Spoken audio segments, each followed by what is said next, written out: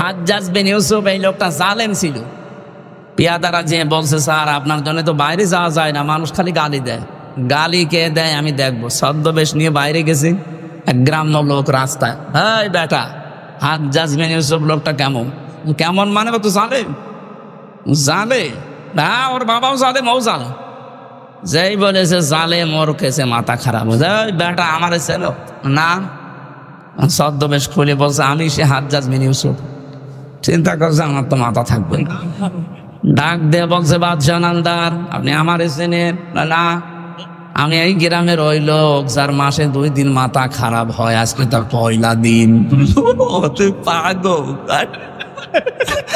পাগল কইলে বেশি গিয়েছে।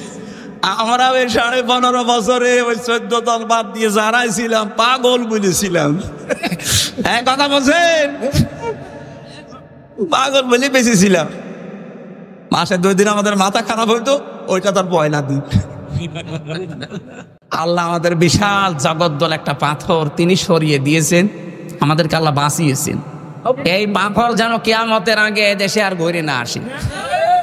কথা বলেন না কেন? যে আল্লাহ আমাদেরকে এই যে কথা বলার মতো একটা পরিবেশ দিলেন, এটা যে কত বড় নিয়ামত, এই 15.5 বছর আমরা টের পেয়েছি। তাও তো নারায়ণগঞ্জ আল্লাহর অলিষ্ঠা 70-72 রাখা তাহাজ্জুদ পড়তে বলে একটু ভালো ছিলেন। আর বাইরের যে জেলাগুলো কি যে অবস্থা, আমার কুষ্টিয়ার বড় বড় আল্লাহর অলিশা ওখানে পাঠিয়েছে। ওরা তো আর তাহাজ্জুদ পড়ে না, ওরা খালি মানুষের জমে গাজী সাহেবের মতো আল্লাহ রাস্তায় নিয়ে নিতে। বলেন তো 3টা জেলার অর্ধেক অংশ তাদের একজনই। এই যে আর একজন ছিলেন পুলিশ বাহিনীদের প্রধান, যিনি বেনজির বেনজির, ওর কোনো নজির নেই। ও গোপালগঞ্জের অর্ধেকই নাকি তার। কি করেছিলেন আপনারা? আমার তো মানে মাঝে মাঝে শয়তান তো দেখেনি, এদের চেহারার দিকে তাকালে আমার মনে হয় শয়তান যদি দেখতাম তো এরকমই হতো। আল্লাহ যে আমাদেরকে কথা বলার এই বাকশক্তি আবার ফিরিয়ে দিলেন, তার জন্য বলেন আলহামদুলিল্লাহ। দরুদ আর সালাম পাঠ করার মাধ্যমে আজকে কোরআনে কারিমের যে আয়াত পড়লাম, 3 ভাগের 1 ভাগ, সূরা বাকারার 208 নম্বর আয়াতের 3 ভাগের 1 ভাগ পড়েছি। আমরা তাফসীর আকারে কথা বলতে চাই, থাকবেন না? অন্তত থাকা যাবে কিছুক্ষণ, শয়তান যেন আশপাশে আর না থাকে। জবান করে পড়েন আউযু বিল্লাহি মিনাশ শাইতানির রাজিম, বিসমিল্লাহির রহমানির রহিম, ইয়া আইয়ুহাল্লাযীনা আমানু দুখুলু ফিস-সিলমি কাফা। একটু ভালো করে শুনবেন, অ্যাক্টিভ ভাবে 10 মিনিট শোনেন, দেখবেন অনেকগুলো শিক্ষা আসবে। সূরা বাকারা 286টা আয়াত আছে, 40 রুকু আছে, মাত্র একটা আয়াতের 3 ভাগের 1 ভাগ পড়েছি। আমার এই মাথায় যত কথা আয়াত সম্পর্কে আছে, এই 1-1.5 ঘন্টা 2 ঘন্টা না, আমার জীবনের শেষ পর্যন্ত যদি আয়াত নিয়ে আলোচনা হয় জীবন শেষ হয়ে যাবে, এত কথা এর ভেতরে লুকিয়ে রেখেছি। আমরা তাফসীর আকারে বলতে চাই। আপনারা চলে যাবেন নাকি? যে 2-1 যাচ্ছে, ওরকে বেড়ি খেতে যাচ্ছে, হ্যাঁ আবার এসে পড়বেন। কিন্তু ইমানদারকে আল্লাহ ডাক দিয়েছেন, এখানে যদি কোনো বেঈমান থাকেন তাহলে চলে যান। বিড়ি খেলে কি মানুষ বেঈমান হয়ে যায়?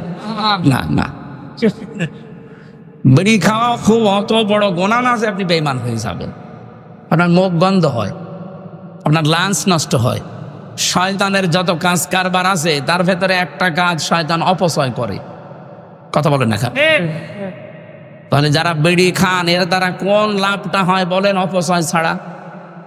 এই জন্য যারা এগুলো খান বা খাচ্ছেন, আশা করছি আমি দয়া করে আপনার কাছে বলছি ছেড়ে দেবেন ভাই। যদিও আমি আকিস গ্রুপে আছি, এদের কাজই বিড়ি তৈরি করা, তারপরে ওদের ব্যবসা অন্তত বন্ধ হোক। আপনারা ছেড়ে দেন, ওদের ব্যবসা বন্ধ হয়ে যাবে। আমি বলেছিলাম সেদিন মালিককে যে স্যার এইটা ছেড়ে দিলেই ভালো হয়। বলছিলাম তো ওইটা নেই, ওটার ভেতরে আমরা নেই, ওইগুলো এখন আমেরিকা টোবাকোর কাছে বেঁচে দিয়েছি।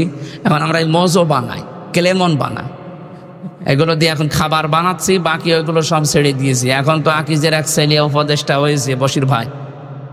আল্লাহ যেন সততার সাথে দায়িত্বটা পালন করার তৌফিক তাকে দান করেন। কিছু কিছু ভালো মানুষ এখানে আছে, আর কিছু উল্টাপাল্টা লোক আছে। এই যে সমকামিতা প্রমোট করতো ফারুকী সাহেব, উনি যদি ফিরে তওবা করে ফিরে আসেন তো ভালো, নয়তো এরকম মানুষ দায়িত্বে থাকলে সমাজ আরো খারাপ হবে।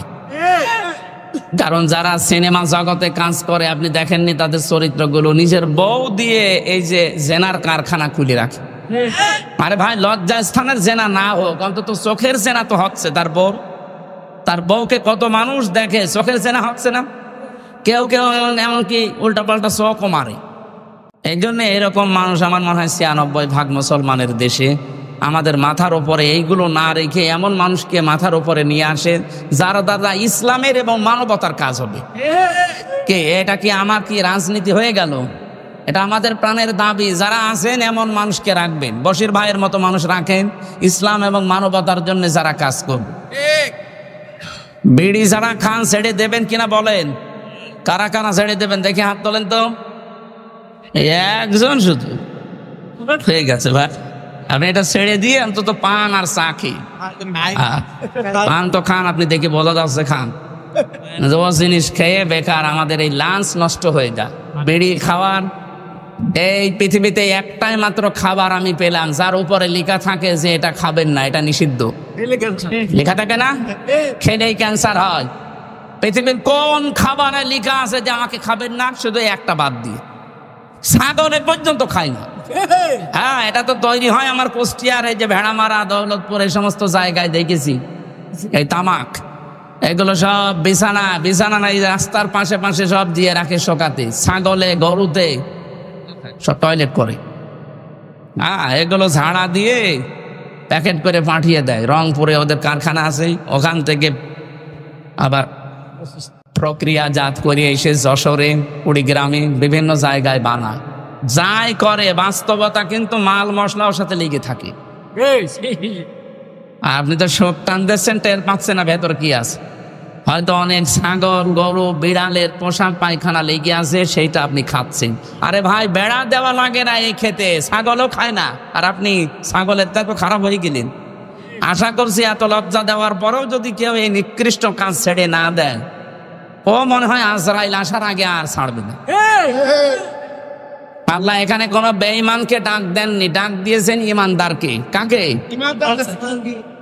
আল্লাহ রাব্বুল আলামিন ইমানদারকে ডাক দিয়ে জানিয়েছেন, উদখুলু, প্রবেশ করো, ফিস সিলমি কাফা, ইসলামের ভেতরে পরিপূর্ণভাবে। জ্ঞানী মানুষ যারা, আলেম যারা, তাদেরকে বলছি শব্দটা কিন্তু সিনের ওপরে জবর দিয়ে পড়লে সালমন মানে শান্তি, আর জের দিয়ে পড়লে সিলমন মানে ইসলাম। আল্লাহ এখানে সিন দিয়ে দিয়েছেন। কোন কোন তাফসিরে মুফাসসিরে ইকরাম তারা সালমনও পড়ে। আল্লাহ বলেন, হে যারা ইমানের দাবি করো, তোমরা শান্তির ভেতরে প্রবেশ করো পরিপূর্ণভাবে। কিন্তু এখানে সিলমন, যেহেতু আমাদের দেশে আমরা সিলমন পড়ি, 7 কিরাতে কোরআন শরীফ পড়া যায়।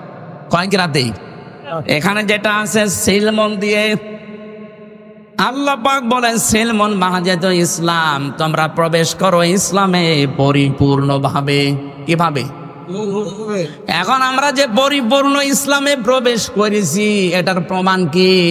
এটার আলামত কি? নিদর্শন কি? এই ভালো করে বুঝতেছেন? আল্লাহ আপনাকে ডাক দিয়ে বললেন ইমানদার দাবি করো, ইসলামে পরিপূর্ণভাবে দাখিল হও, প্রবেশ করো। এখন আমি বলছি হ্যাঁ আমি প্রবেশ করেছি, হবে না।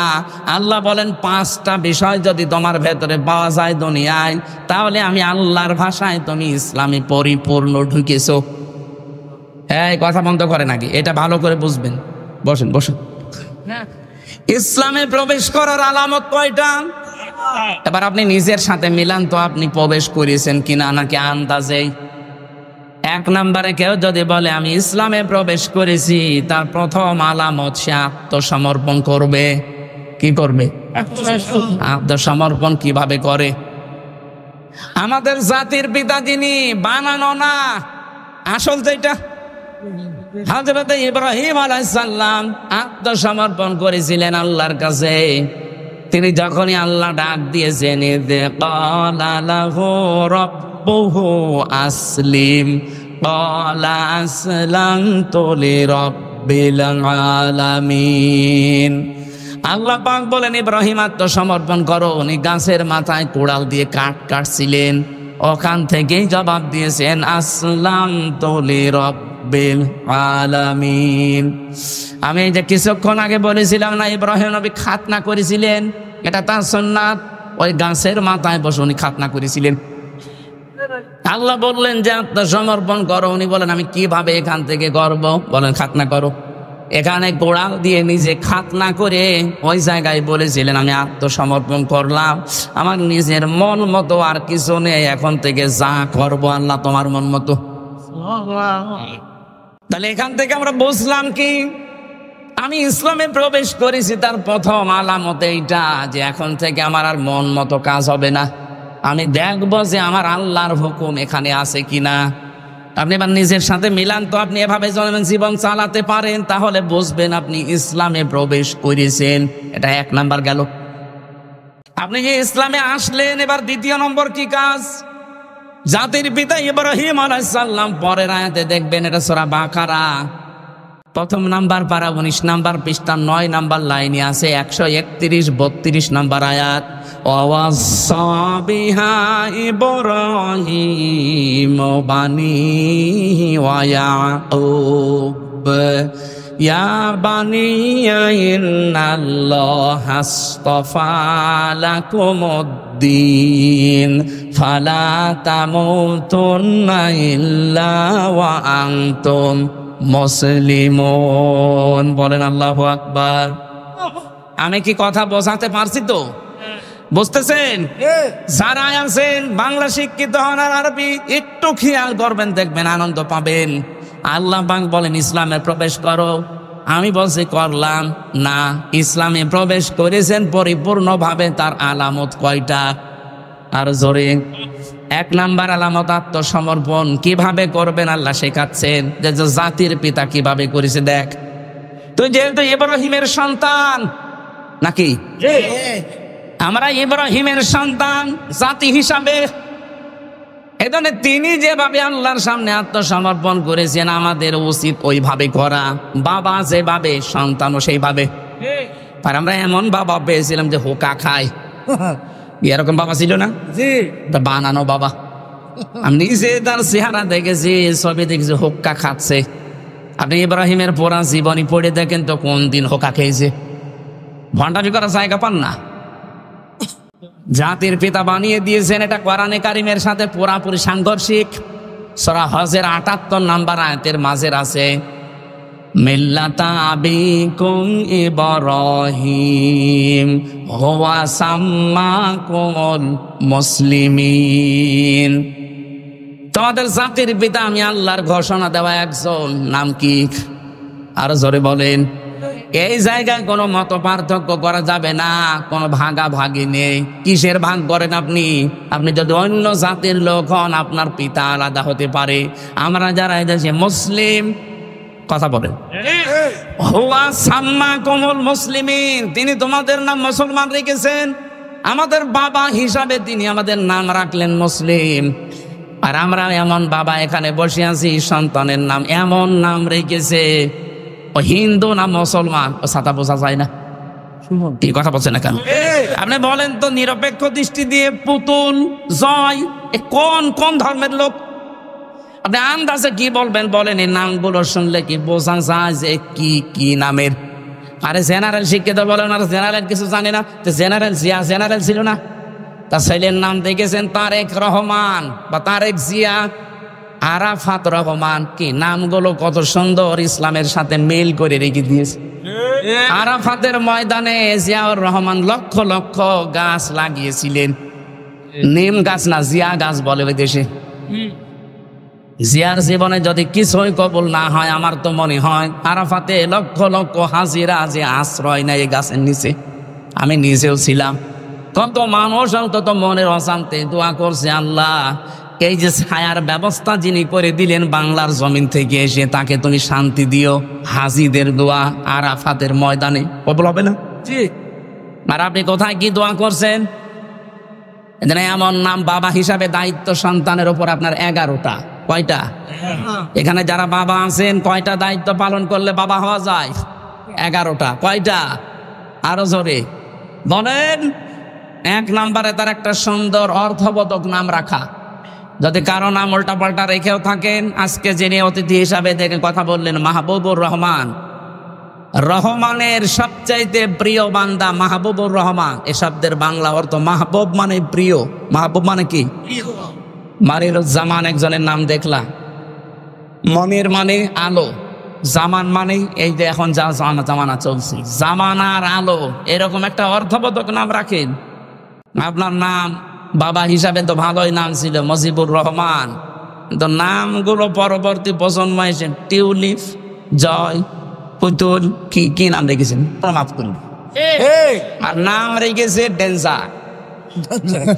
হ্যাঁ, আমি জেলখানায় অনেকগুলো মানুষের নাম এমন পেয়েছিলাম, ডেঞ্জার রাসু, ভয়ঙ্কর তাজ, আর একজন ছিল আমাদের উপর তলায়, ওনার নাম ছিল সুইডেন আসলাম। পরবর্তীতে ওনার জীবনী নিয়ে সিনেমা বানিয়েছে মান্নার আসলাম ভাই। ওনার কাছে হুজুর কিছু জানে না, সব খবর আমার কাছে আছে। কি ডেঞ্জার মানুষ ছিল বলেন তো, যার নাম নিয়ে সিনেমা পর্যন্ত বানিয়েছে।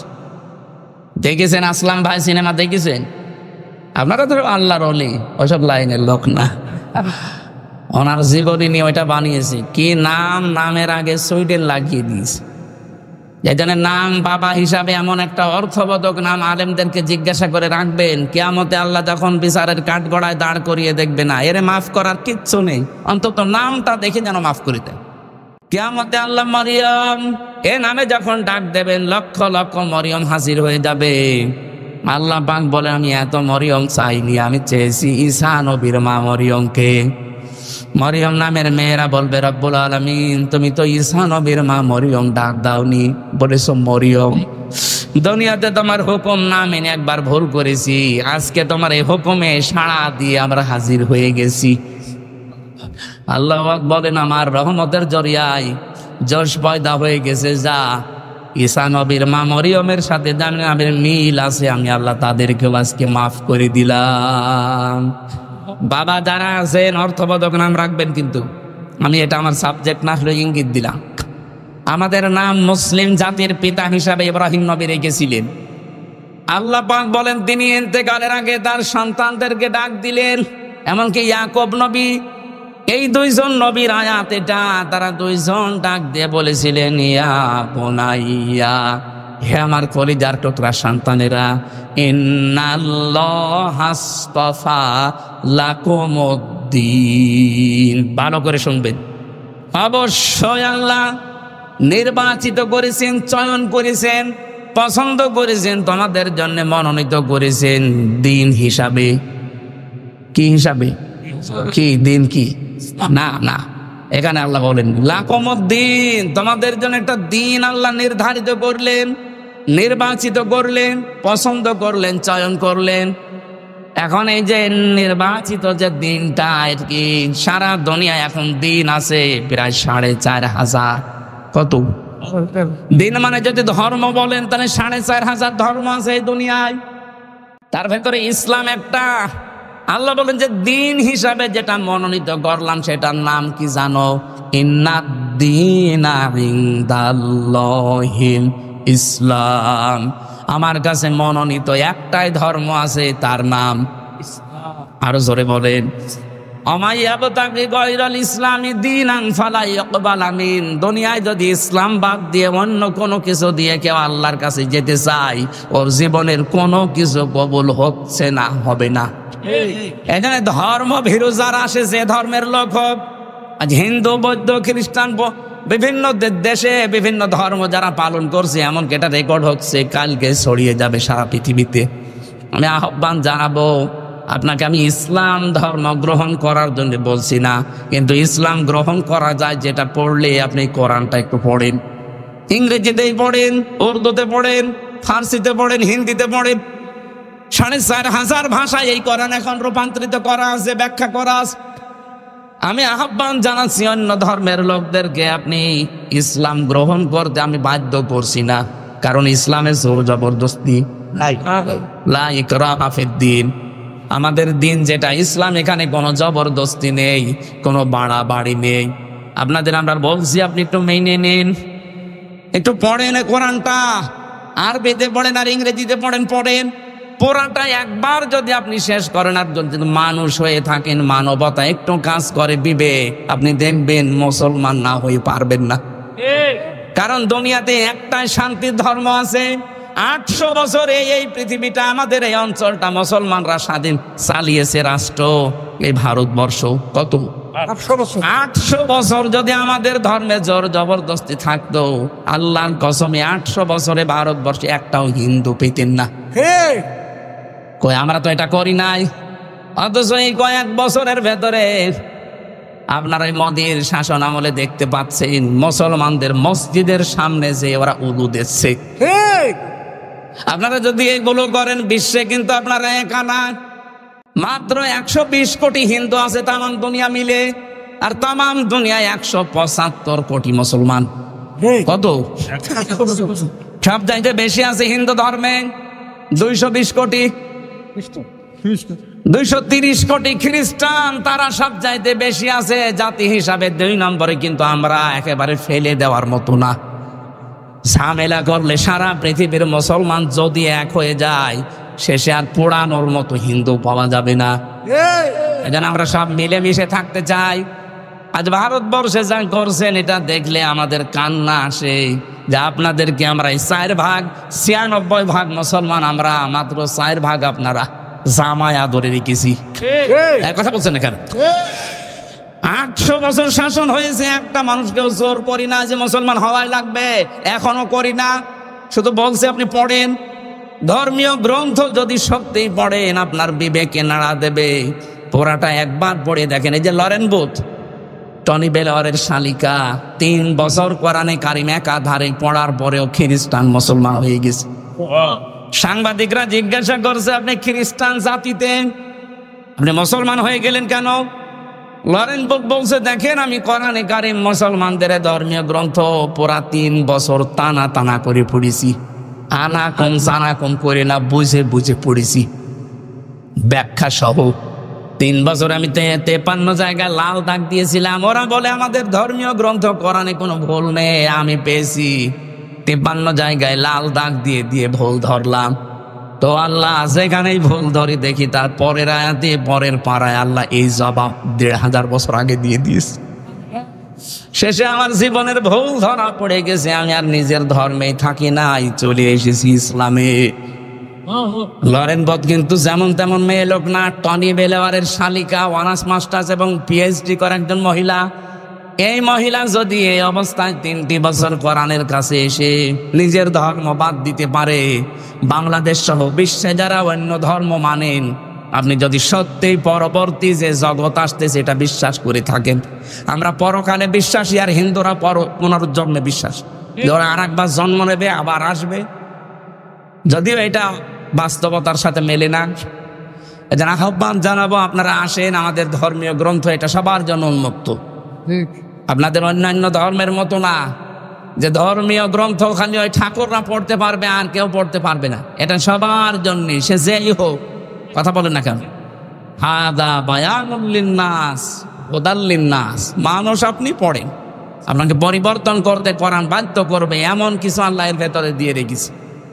তাহলে এই যে ষড়যন্ত্রগুলো হচ্ছে এটা আশা করি বন্ধ হয়ে যাবে। তাহলে দিন হিসাবে আল্লাহর কাছে মনোনীত ইসলাম, ইসলাম বাদ দিয়ে অন্য কোনো নিয়ম নীতি দিয়ে আল্লাহকে রাজি করা যাবে না। 4500 ধর্মের কোনো ধর্ম আল্লাহর কাছে গ্রহণযোগ্য না, শুধু ইসলাম বাদ দিয়ে। সুতরাং যারা ইসলাম পেয়েছি, ইসলাম মানি, বলেন আলহামদুলিল্লাহ। আমি ইসলামে পরিপূর্ণ প্রবেশ করেছি, তার প্রথম আলামত হচ্ছে আমি আত্মসমর্পণ করব কার কাছে? ইসলামের কাছে। কার কাছে? 2 নম্বরে আমি যে পরিপূর্ণ ইসলামে প্রবেশ করেছি তার প্রমাণ আমি এই যে লিখে এনেছিলাম তাফসীর থেকে, আমার ইখলাস থাকা লাগবে। কি থাকা লাগবে? ইখলাস মানে যা করবো আমি আল্লাহর জন্য, কাউকে দেখানোর জন্য। কিছু যদি দানও করি আমি লোক দেখানোর জন্য করি না, এটা যা করি প্রকাশ্যে গোপনে কার জন্যে।